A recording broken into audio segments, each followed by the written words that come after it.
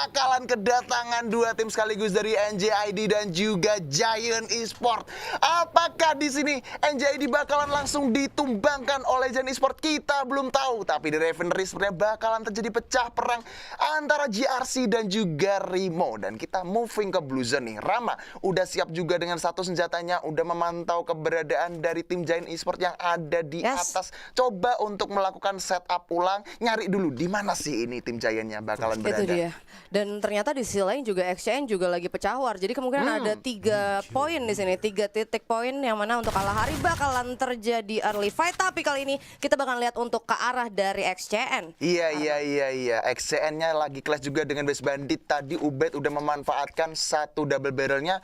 Walaupun terlalu jauh, tapi di sisi lain GRC berhasil knockdown seorang Rimo. Tapi di sini bakalan Ubed coba melakukan spray down juga ke arah Alpha. Coba dihancurin canggang krononya. Tapi di situ Erzel berhasil mendapatkan juga Gaski, bahkan harus terknockdown juga satu. Harusnya apakah masih bisa di sini dari West Bandit yang dari seorang Alpha mau gak mau harus kabur karena di sini kayaknya dari Rans dan kawan-kawan gak bakalan kasih ampun. Di mana kamu dicari gak dikasih ampun, bau-baumu bakalan kelihatan begitu saja, ditelusuri perlahan, udah ketahuan posisinya dan itu dia bakalan mati kabur begitu saja. Ternyata West Bandit juga harus dipulangkan oleh XCN di posisi ke-12 baby.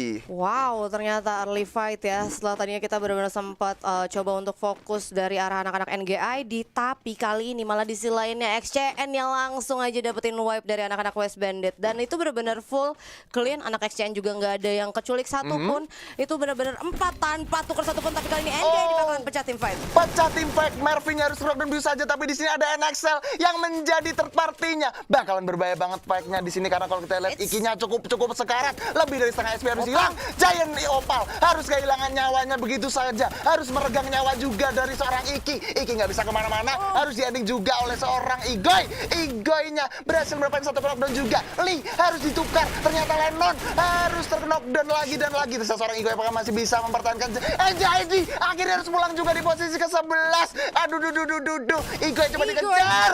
Aduh, NXL yang berhasil merecokin fight, akhirnya menumbangkan juga NJID dan juga Giant Esport. Tapi di sisi lain, Eko sedang clash juga dengan The Pillars nih, oh baby. Wah, luar biasa banget Arman. Sepertinya Anda tidak akan bisa menarik nafas panjangnya. Oh, masih bisa. Masih bisa karena ternyata sekalinya kelar ya udah The Pillar-nya langsung dipulangkan. Tapi ini pertama kalinya gak sih untuk anak-anak dari divisi 2 kalau misalkan Kalahari ini udah kesisa 8 tim.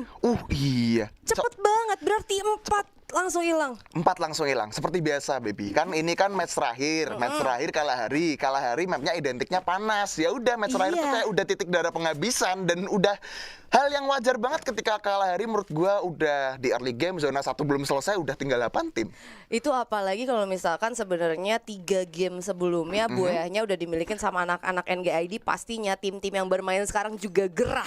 Gue mau gantian Boyah. Pengen Boyahnya gantian ya. Juga. Walaupun kali ini kita bakal ngintip sedikit ke daerah sisi kanan ya. Ada Siren Justin yang mana untuk ronde kelimanya mendapatkan player of the match dengan 4 kill point. Tapi gue mau sedikit bahas untuk tim fight yang terjadi tadi ya di arah dari anak-anak NXL dan juga anak-anak NGID yang ternyata finally NGID-nya berhasil untuk ditumbangkan. Sebenarnya kalau misalkan ngomongin soal rotasi, soal dari gameplay yang dimiliki sama anak-anak NGID, dia tuh emang cenderung main di daerah atas. Betul. Ya kan, baik itu dari sisi map Bermuda, Purgatory, ataupun dari sisi Kalaharinya itu sendiri. Dan memang kalau misalnya kita lihat ke arah dari map atas, oke, agak sedikit terlebih dahulu harus ditahan kah pembicaraannya karena Siren kalian bakal coba untuk turun ke arah GRC, Arman. Iya, sedikit ditahan dulu karena di sini Siren bakalan clash juga dengan GRC. Di mana seorang Justin udah berusaha untuk naik ke atas, ada Chrono juga, cangkangnya dihancurin begitu saja. Justin mencoba melakukan gocek-gocek game ini, mana Devito udah berhasil mendapatkan seorang J di sana. Coba dijamsut oleh seorang Justin menggunakan satu double factornya, Devito berhasil mengending salah satunya. Tapi di sini Devito kayaknya bakalan gak dikasih nafas karena harus terknockdown juga oleh seorang Randy menggunakan satu shot yang langsung connect ke ubun-ubunnya, langsung di ending tanpa ampun. Justin apakah masih bisa karena di sini Raul dan Wiggs bakalan langsung menokdown salah satunya. Wiggs cukup sekarat, masih dikejar oleh seorang musuh di sana. Romy harus terpecah begitu saja kepalanya seseorang Lame. Apakah masih bisa melawan, tapi lawannya harus terknockdown juga. GRC ternyata harus ditumbangkan di posisi ke-8 oleh Siren Esport nih, oh baby. Wah, luar biasa banget. berarti nambah lagi. Aduh, Dan duh, di sisi duh, lain duh. juga ternyata Amore juga mendapatkan satu player unite ya, walaupun masih ke knockdown menggunakan grenade. Dan ini dia Arman, sepertinya Anda harus nanti dulu untuk menarik nafas panjang karena Oke. ada Eko kali ini bersama Unite. Oke, ke pasar beli beras ras terus bosku. Di sini rasnya harus lockdown juga. Amore dan Anang bakalan menjadi lone survivor kah? Coba ditembakin menggunakan satu AUG yang langsung connect ke ubun-ubunnya. Tapi di sini dia masih punya helm yang cukup kuat sehingga ubun-ubunnya masih terlindungi. Akhirnya Anang, ubun-ubunnya harus pecah oleh seorang Amore menggunakan AUG yang langsung connect ke kepalanya. Tapi di sini kayaknya Eko Esport bakal mengejar salah satunya dari unit yang berusaha untuk kabur. Hati-hati, ada Bonafide yang mendengarkan perecokan peperangan antara Eko dan juga Unite yang kayaknya bakalan diterparti nih, oh baby. Itu dia, ini bakalan bahaya banget karena sebenarnya steal kill sih. Nah itu dia, bener aja kan. Steal kill udah langsung dilakuin sama anak-anak Bonafide, 1 kill point tadi atas anak Unite. Dan kali ini Anang masih belum terkena steal kill dari arahnya Bonafide. Kalau misalkan dari Anang juga sampai ternyata harus ke ending sama Bonafide, Bonafide bisa dapetin 2 kill point dari arah anak-anak Eko ya pastinya ya. Pastinya bakalan kena steal kill juga ya. Dan sepertinya Eko Esport pun juga udah menyadari keberadaan Bonafide yang dia berlindung ada di balik satu obstacle Jembatan doang, ya. Aduh, jembatan doang. Aduh, bakalan sedikit kesusahan juga karena obstacle yang dimiliki oleh Bonafide bener-bener tipis banget. Tapi di sini Rainbow kayak nggak mau ngasih ampun, dikasih firing terus, dihancurin glualnya biar memaksa dari Bonafide untuk mundur jauh-jauh dari sarangnya Eko Esport sendiri. Yes, ternyata kali ini Eko Esport udah ngamenin 5 kill point, harusnya bisa 6 tadi kan dari anak-anak Eko, tapi balik lagi ternyata harus ke secure sama anak-anak Bonafide 1. Dan kalau misalnya kita ngomongin soal Eko dan juga Bonafide, sebenarnya mereka adalah dalam satu pot yang sama. Dan anak-anak Eko sendiri masih punya chance untuk bisa menggeser Bonafide untuk di peringkat pertamanya. Tapi kali Betul. ini XCN bakalan ketemu sama NXL. Ya, kita sedikit tahan dulu baby pembicaraan kita tadi. Karena kalau kita di sini, NXL-nya sedang clash juga dengan XCN Rain dengan aim yang cukup jahat. Akhirnya bisa mendapatkan kepala seorang Sugik di sana. Rain dengan hujan peluru yang cukup baik juga udah memantau satu keberadaan musuhnya, di mana Macupai dan juga Jar udah ketahuan ada di balik satu batu yang bisa melindungi mereka. Tapi di sini sepertinya dari Rain bakal memasak satu granatnya, coba dilemparkan begitu saja ke apa, ke connect, ternyata terlalu jauh. Karena di sini Mat bakal melakukan jump juga ada ke Krononya. Tapi di sini Mat sepertinya nggak bakal kasih ambur bombardir dilakukan. Baji baku juga, tapi Matnya harus terlockdown juga oleh seorang Cupai. Jar terasa seorang sendiri, tapi di sini masih bisa menyelamatkan temannya karena di sini masih bisa melockdown 2 orang sekaligus. Jar, ada Krono, bahaya banget. Ya. Clutch play dari seorang Jar yang berhasil menyelamatkan NXL Liga Game dengan 9 poin killnya, oh baby. Wah, luar biasa pastinya untuk anak-anak NXL di matchday ke-8 kita. Setelah tadi untuk di awalnya emang anak-anak NXL berhasil mendapatkan buyahnya ya tadi ya. Waduh. Kali ini dari early game ya NXL udah menabung banyak banget kill point ketika dia mencoba untuk menjadi third party juga di arah peperangan dari Giant dan juga NGID. Sampai akhirnya di fase late game untuk Kalahari, walaupun bisa belum dibilang late game sih karena emang mainnya pada barbar ya. Zonanya masih zona kedua cuy Masih ternyata. zona. Masih zona kedua, tapi kali ini NXL Liga Game udah berhasil ngamanin 9 kill point. Dan ini dia untuk standing sampai dengan ronde kelima, yang mana NGID ngamanin 78 poin, ada Eko Sport juga dengan 61, Siren juga dengan 60, Rimo 47, 44. Berarti NXL 44 harusnya masih bisa, masih terbuka peluang sih untuk ke atas sih. Tapi pada hari ini ya. Betul. Pada hari ini, karena kalau untuk dari grupnya gue udah ngobrol sama Abah, udah ngobrol sama Jo, kayak rada-rada sulit ya. Sulit ya, tapi untuk poin standing yang di ronde kelima tadi, NJID kemungkinan besar masih bisa mendapatkan 10 poin walaupun tadi di match terakhirnya di Kalahari ini sedikit agak blunder, jadi dia harus dipulangkan lebih awal juga.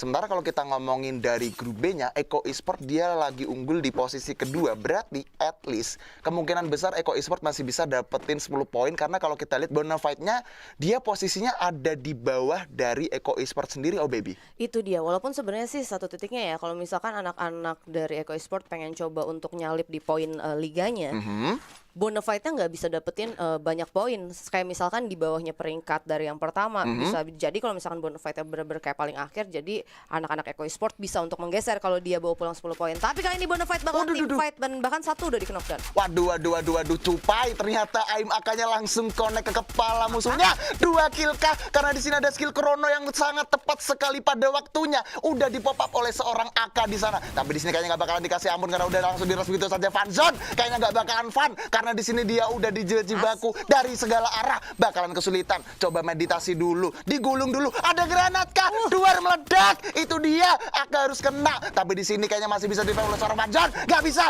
karena di situ ada satu musuh yang bakal distraksi. Bonafide ternyata harus tumbang juga di tangan NXL Liga Game. Galak banget bosku. 13 poin kill, oh baby. 13 poin kill untuk NXL di ronde terakhir ini, dan tadi sebenarnya harusnya itu emang udah rada sulit juga buat anak-anak dari Bonafide.